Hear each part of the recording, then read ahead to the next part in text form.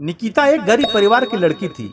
गांव-गांव में 16-17 साल की उम्र होते होते शादी कर दी जाती थी। निकिता की शादी करने के लिए उसका परिवार भी जल्दी में था, क्योंकि उसके पीछे 2 छोटी बहनें भी थी।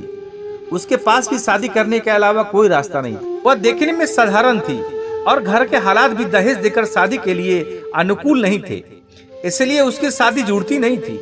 उसमें यह गोत्र या कुंडली में कमी दिखाकर बहुत से रिश्ते मना कर देते थे। अंत में एक रिश्ता आया और उस लड़के ने उसे पसंद कर लिया। लड़का सेना में सिपाही था। बुजुर्ग लोगों ने शादी करने पर नाराजगी जताई और कहने लगे कि लड़का अपनी पत्नी को समय नहीं दे पाया और कल शहीद हो गया तो। पिता ने बेटी से पूछा। निकिता ने अपने पिता की परेशानी देखकर शादी के लिए हामी भर दी और शादी हो गई। निकिता अपने ससुराल चली गई। फिर कुछ दिन बाद पति ड्यूटी चला गया। निकिता अकेली रह गई। वह सोचने लगी कि अब घर में बैठे बैठे क्या करना चाहिए। सास से पूछने के बाद वह पहली बार घर की सीढ़ियों से नीचे उतरी। यह गांव कैसा है वह देखने गई थी। गांव बहुत बड़ा था, वहाँ उसे कोई नहीं पहचान सका। वह एक बड़ी दुकान के सामने चल रही थी। तभी एक दुकानदार ने आवाज लगाई और कहने लगा कि भाभी कोई सामान चाहिए क्या। उसने दूर से ही नहीं कहा। कुछ दूर पर एक किसान अपने खेत का कृषि सामान लेकर शहर की ओर जा रहा था।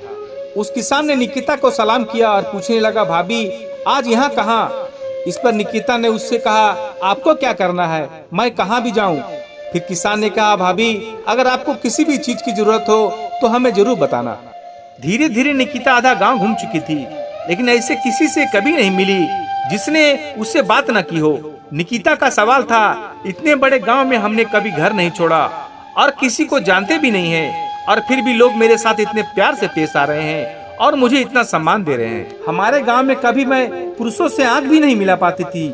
लोगों की ऐसी गंदी निगाहें देखकर मैंने उम्र में आने के बाद घर से बाहर निकलना बंद कर दिया था, लेकिन यहाँ स्थिति उल्टी है। कैसे? घर जाकर उसने अपनी सास से पूछा। सास ने कहा, ओह तुम एक फौजी की पत्नी हो, इसलिए तुझे गांव में इतना सम्मान मिलता है जैसे मुझे माँ बनने से मिलता है। यह सुनकर निकिता की आंखों में खुशी के आंसू आ गए। उसका सीना गर्व से फूल गया।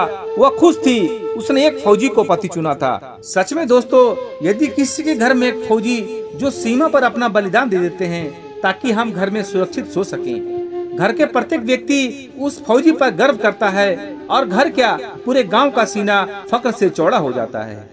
यह छोटी सी कहानी आपको कैसी लगी कमेंट में जरूर लिखें और हमारे चैनल को सब्सक्राइब जरूर कर दें। धन्यवाद।